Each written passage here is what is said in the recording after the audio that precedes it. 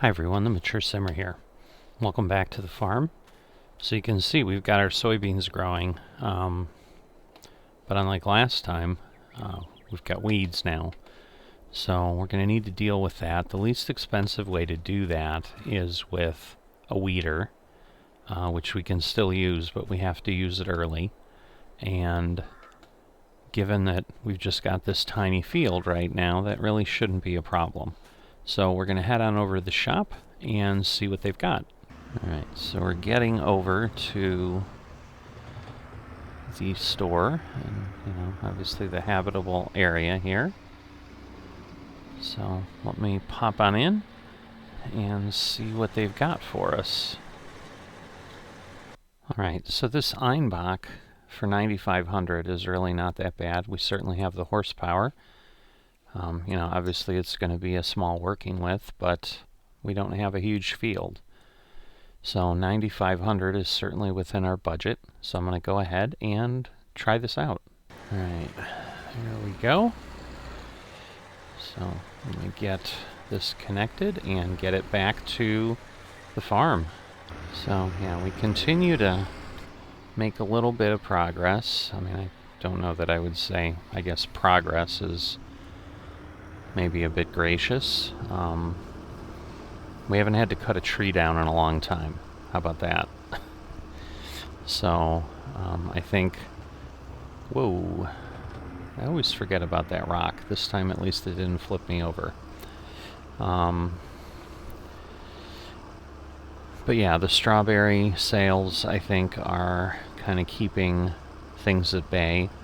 It also helps that we haven't had to buy any more supplies. Our initial purchase of supplies has been enough to keep going. But yeah, one of my thoughts today was, we do need to fertilize, but the weeding is a new aspect here that we need to worry about.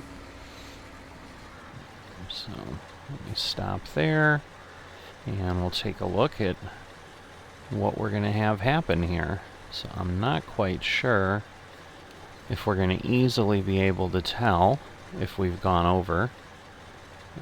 We'll certainly have the map. Do I have to lower it? I probably do. Silly me. Yeah, because I'm like, the weeds are still there, like nothing's happening, but there we go. Now they're disappearing.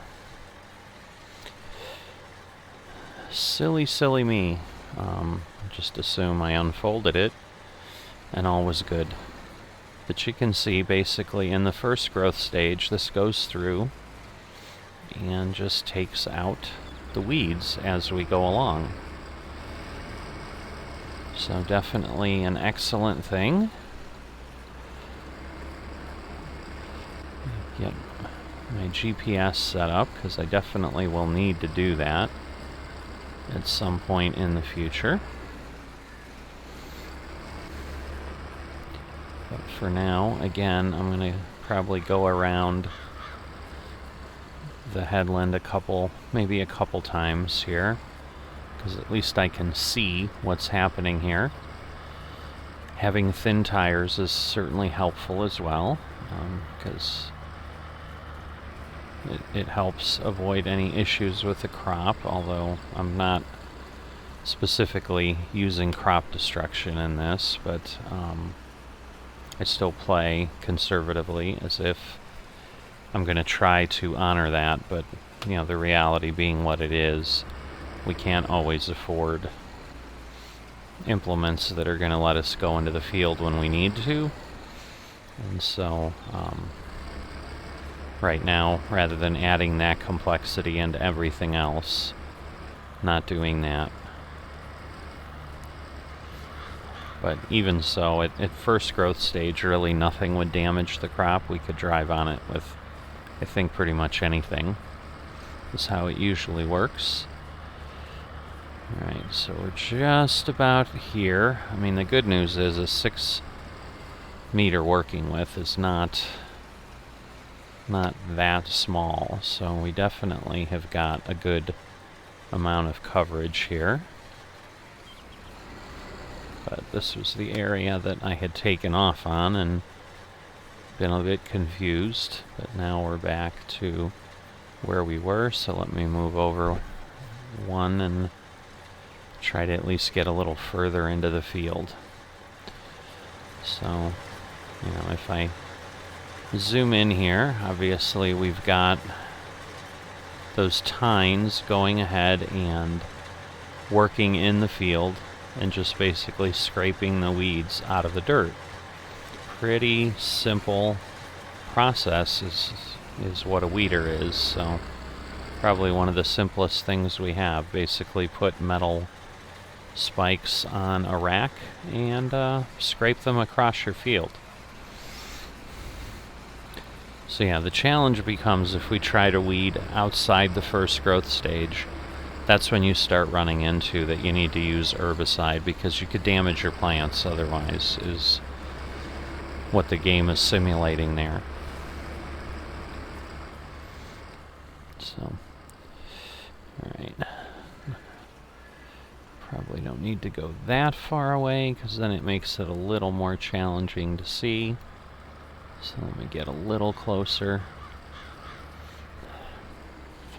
But the plan right now is absolutely to go ahead and make this field weed free. So I am going to go ahead and do that. And, you know, hope you'll ride along. And I'll see you when I'm done.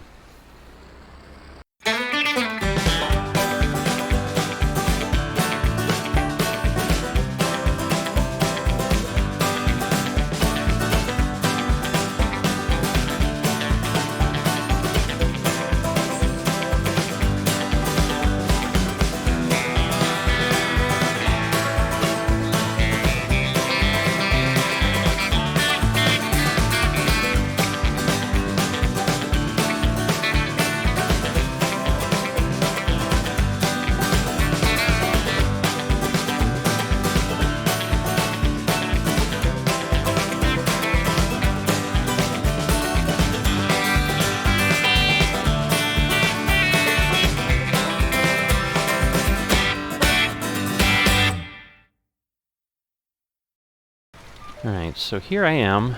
I'm actually fertilizing, as you can tell. And I realized that I was talking for my own benefit, because at one point I had muted the microphone and anyway, I had done that and muted the microphone and was chatting. So I've kind of extended the previous time lapse a little bit so you could see where I was and get to this point.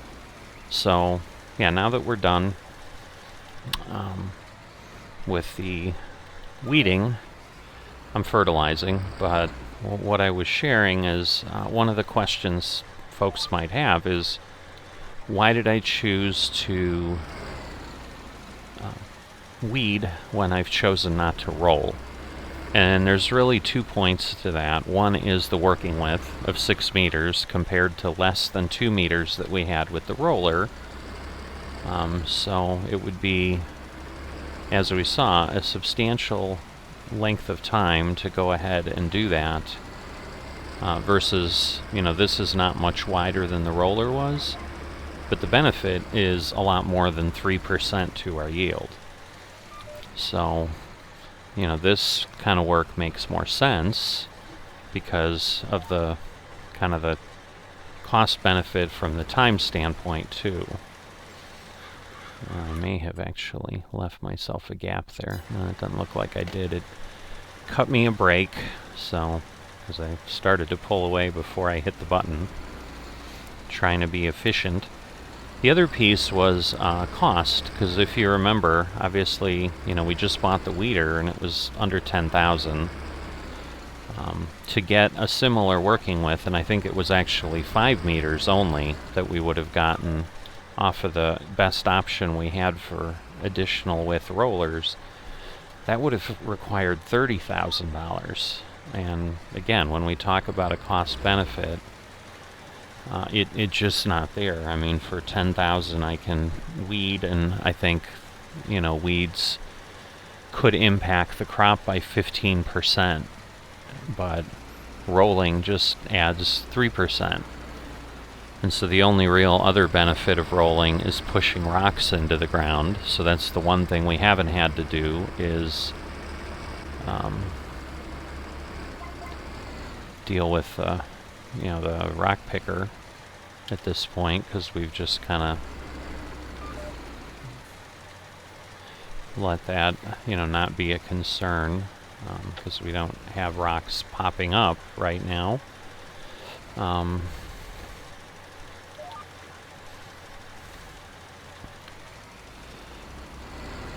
I keep leaving the fertilizer on at the end, the spreader on, and it's putting out a cloud of dust. So yeah, I made the reference.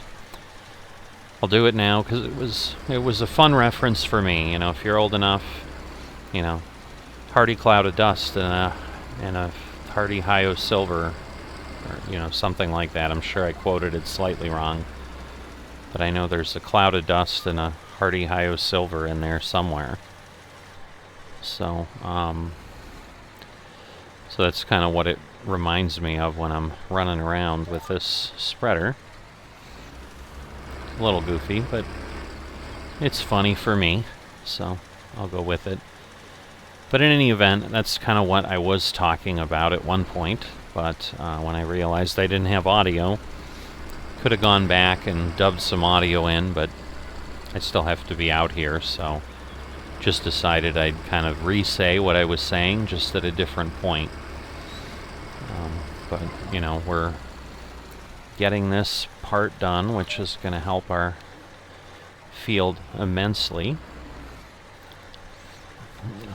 The other thing that was nice is it dawned on me that really the weeder was kind of the first implement we've gotten that you could say is newish. I mean, not that we were getting any of this equipment used. We weren't getting it off the used sale, but it was just old equipment, and so therefore the price was low. So it was new, per se, but just not anything kind of that current farmers would use anywhere else. So it was kind of nice to realize that to some degree, that we had our first new piece of gear on the farm, so that was pretty nice too. So in any event, that's really all I've got. This is going to take a while to get through this field.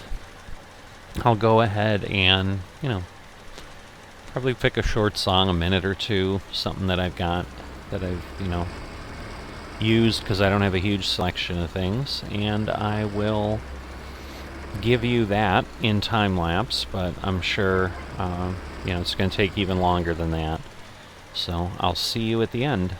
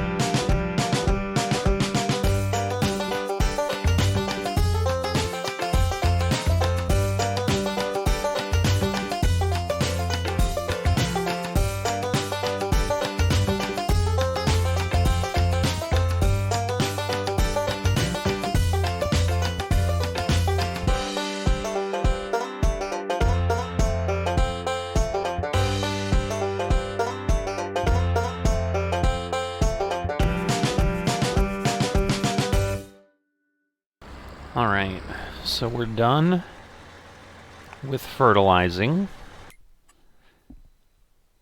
Whoop, I missed a little bit. Always a problem when you've got oddly shaped fields. It's like, yeah, I've done it.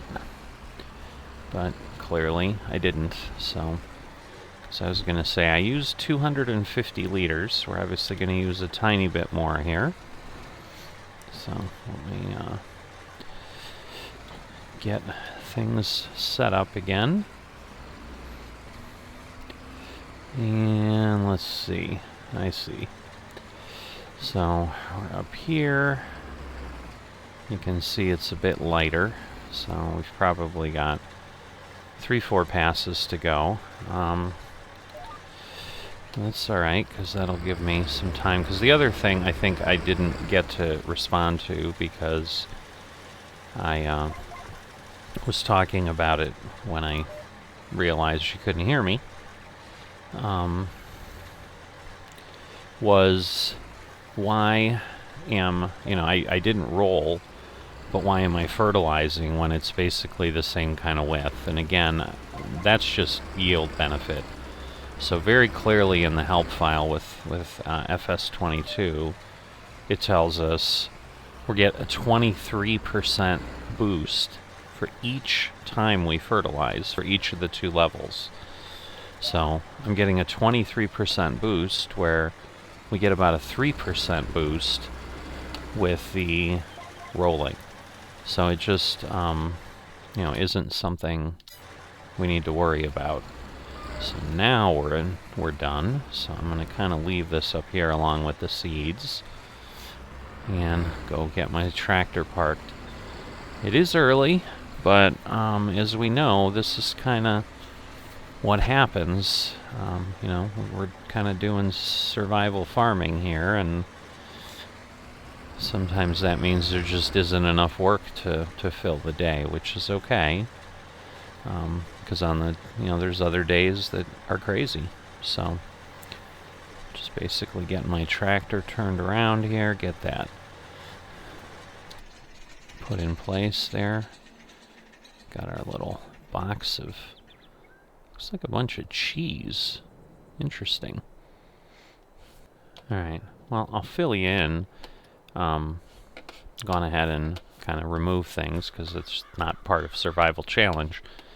I guess this map has cheese wedges or boxes of cheese that are collectibles, and so when I looked at that, I noticed it said collect, and sure enough, it gave me $20,000, which I promptly removed because that's not how this works. We don't just find random boxes of cheese that are worth $20,000. But if you play Rissue Forest, it says there's 19 more of them, so I guess there's 20 of these things out there, which means you'd get 400,000 if you find them all. And I don't know if there's a bonus once you find them all too, like the Elm Creek collectibles. But anyway, getting back to where we're here, where we're at, why we're here. What I was saying is there's just sometimes some downtime. We're likely to have a bit of that at this point because we now are at the point where we're just waiting for our soybeans to grow. We tried to put in the greenhouse. It's not really going to work. It just doesn't make economical sense for us right now. So we're just going to kind of keep plugging along here, and we'll see what the next episode brings, because honestly, this is the first time that I've kind of been, what will I do in between? And it may just be that I, get to harvest and it's not May, it's December or whenever it finally gets there, and that in the meantime, I've just been enjoying my tent. In any event, that's what we've got for this episode, so I will see you next time.